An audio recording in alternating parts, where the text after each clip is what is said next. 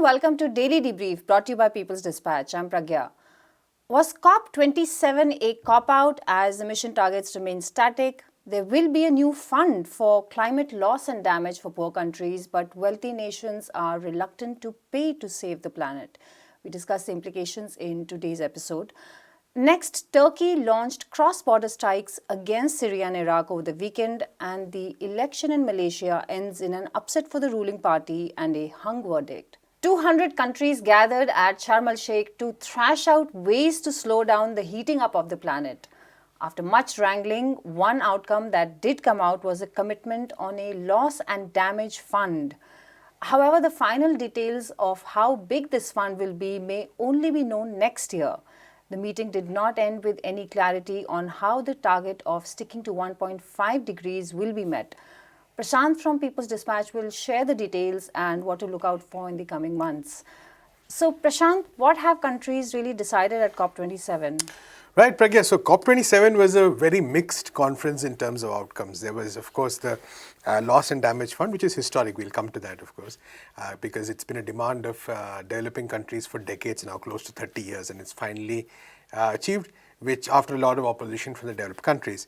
But that aside, there's not too much to celebrate, to be very honest, from this conference, because I think on the one hand, it clearly showed the divisions that are there between the developed and the developed rich countries, especially the G7 countries, and most of the developing countries on how to handle this issue. And this, I think, fundamentally brings out the injustice of the global order today, so to speak, because there is a huge trust deficit between these two groups. And this trust deficit is due to the fact that especially the developing countries are very unhappy with the hypocrisy of the developed countries on the issue of climate. So, what we see time and again in each of these conferences is developed countries come make a lot of speeches, but their actions in the aftermath do not actually meet up, do not match with what they're demanding or what they're claiming. So it kind of often seems like this becomes an opportunity for developed countries to lecture the rest of the world.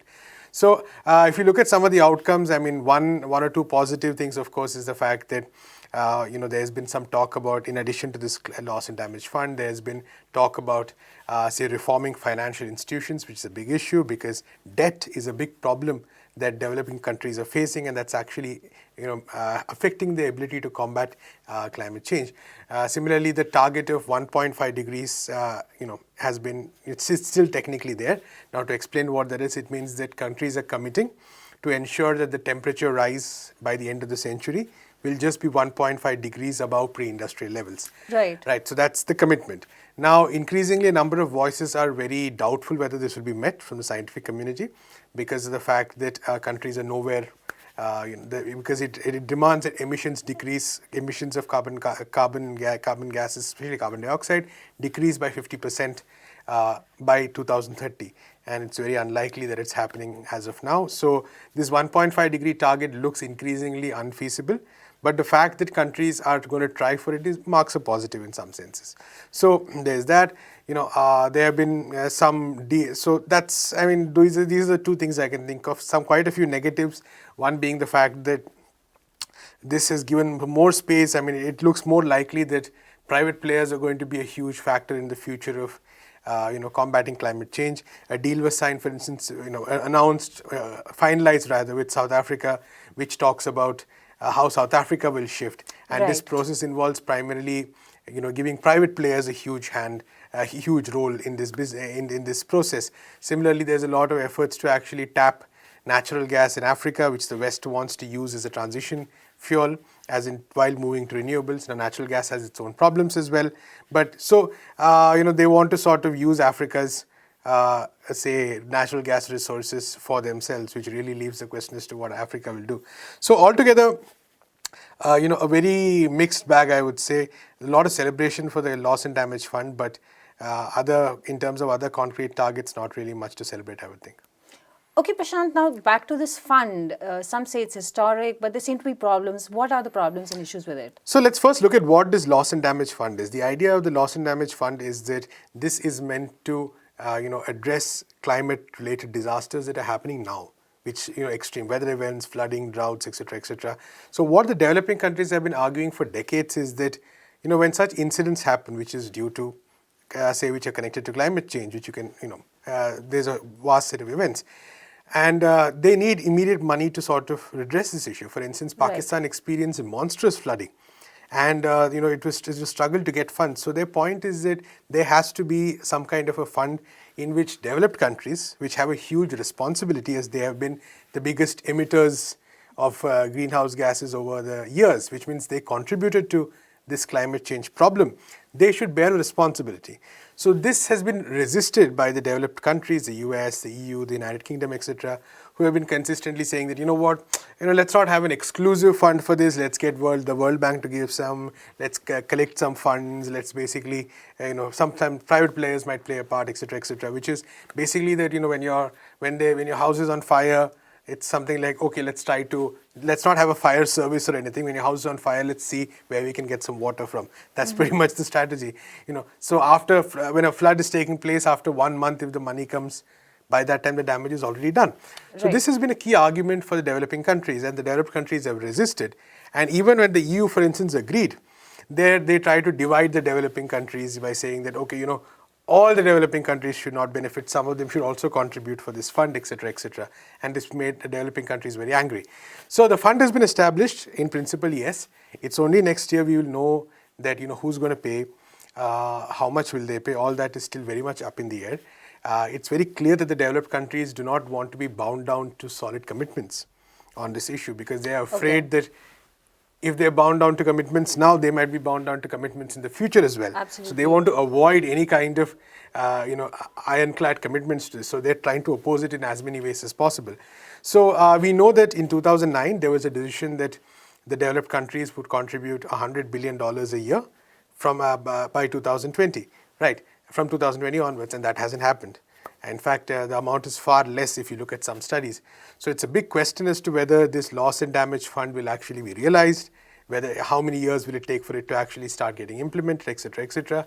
So big question. This is really, the reason for celebration was because this is such a hard won victory, in the sense they had to do so much struggle for it. The developing countries had to unite, overcome all their differences, continuously keep struggling to actually get this. So we have to admit that, we have to accept the fact that this is a victory. But there's a lot of devils in the details, as they say. All right, Prashant. Thanks a lot for joining us. A week ago, Turkey blamed Syria-based Kurdish forces for a bomb attack in Istanbul. This weekend, its warplanes launched attacks against numerous targets in northern regions of Syria and Iraq. Kurdish groups and the SDF have denied involvement in the bombing in Istanbul.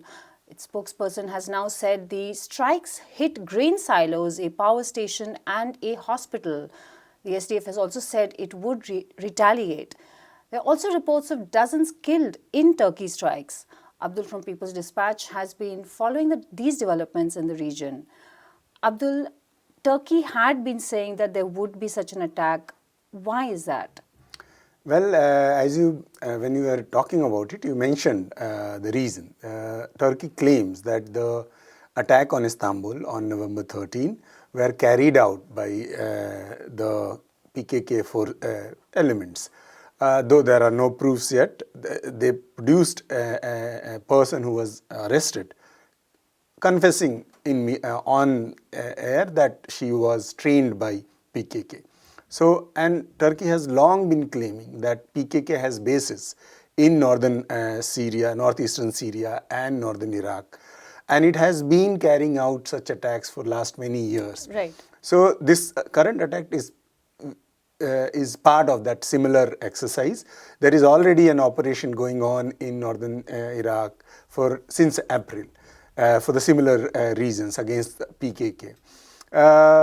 And in northeastern Syria, Turkey has basically occupied a large tract of Syrian land since 2019, claiming to create a 30-kilometer deep buffer zone there. So this strike on Sunday should be seen as a part of the similar Turkish aggressions inside Syria and Iraq.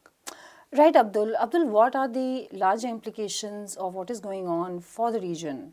Well, the war in Syria is going on for a decade now, and Turkey's aggression has basically delayed the conclusion of the war. despite the fact that Syrian forces, government forces have now reoccupied most of the territory, they have not been able to kind of regain control over the last tract of land, primarily because of the Turkish intervention. Given that fact, the backers of Syria, international backers, primarily Russia and Iran, have asked Turkey not to carry out such aggressions against Syrian territory, which Turkey had basically denied many times. In June this year, Erdogan has said that it will carry out another land aggression inside Syrian borders, which he has been delaying primarily because of the pressures created by Russia and Iran.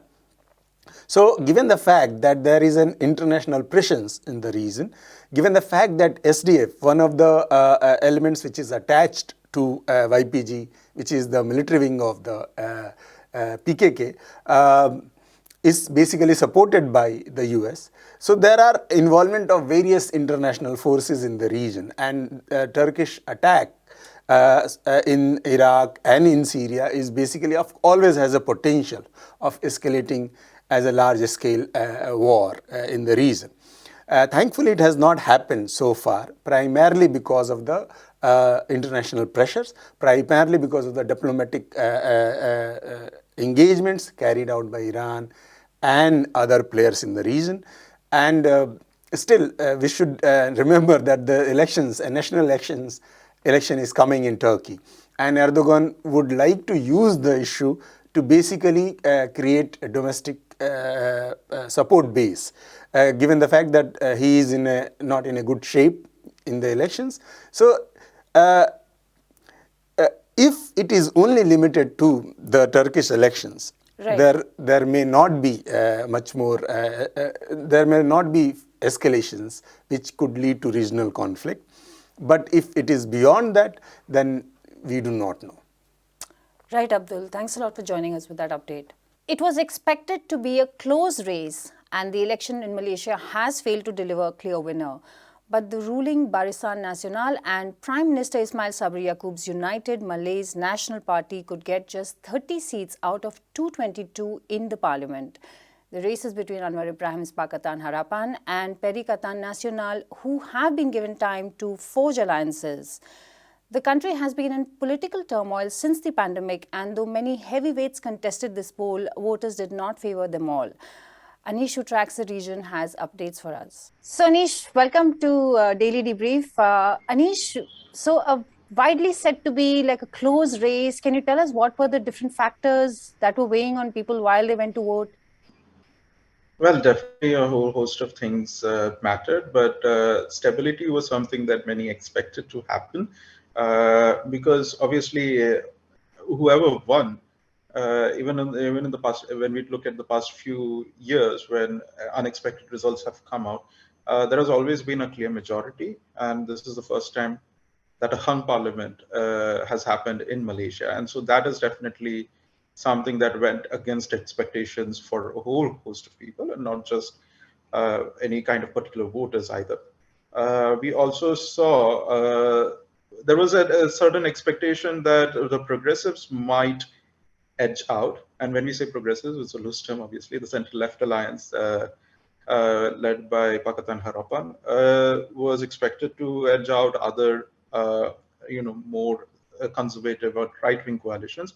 Nobody expected a more consolidated nationalist force coming in support of Muhyiddin Yassin. So that is another thing. So expectations did not really translate into the results that we're seeing right now.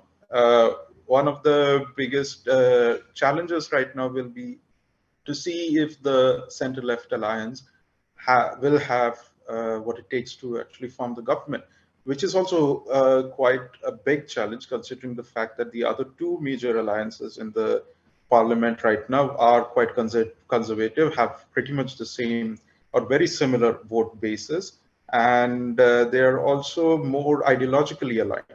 So it might be, we have to wait and watch. The government formation is something that is supposed to happen later today. By tonight, we can expect a new prime minister. Unexpected things have happened in Malaysia in the past. It is always something that, and with a hung parliament, more unexpected things can be expected in the future. Okay, Anish. Anish, but can you look a little bit to the future and sort of predict what might be the implications of such an outcome? Well, in one way, this is definitely a breakdown of the kind of old form of politics. The UMNO, which pretty much played the dominant party role for the first few decades, several decades of its Malaysia's existence, and even at the time when it lost the last election in 2018, it was still a very dominant party. So the fact that it has been rendered as a very distant third right now, with even the sitting prime minister, being pushed out in terms of, being pushed out very far away from the prime minister's post at this point with just 30 seats, says a lot about what the new expectations are from the current set of voters. Mahathir has also lost his seat. Again, another quite a major towering figure in Malaysian politics has been put out from the parliament altogether. So we are looking at something new definitely is happening. The manner in which Perikatan Nasional has gained shows that a very new form of conservative politics is also gaining ground. It does not want to depend on the more balanced kind of center-right politics that the conservatives backed with behind UMNO, especially with the rise of the Pakatan Harapan. But still, there is definitely something that shows that you do not see the old form of politics, obviously, but you see a certain level of continuation, because all the people that we know today who are now trying to lead the race for the prime minister's post were definitely people from the old world of politics. There were people from the UMNO. There were people who worked with Mahathir. So definitely all of we have the same people, but a very new brand of politics is coming out where people are voting more on performances of different candidates. People are voting more on clear ideological stand on issues. But it is yet to be seen. Obviously, we need to wait and see how this is going to translate. Because if there is going to be more instability in the government, then that will also throw up a whole host of equations that are also going to be unexpected. So this is something this is an area that we really need to observe and wait to see the kind of results that it is going to come out with in the end. Anish, you're saying we'll know a little more sure by tomorrow. Yes, exactly. Yeah. All right. Thanks a lot for joining us. And that's all we have for today. Thank you for watching Daily Debrief. Do come back to us tomorrow. You can find more such stories on our website, peoplesdispatch.org, and look out for our regular updates on Facebook, Twitter, and Instagram.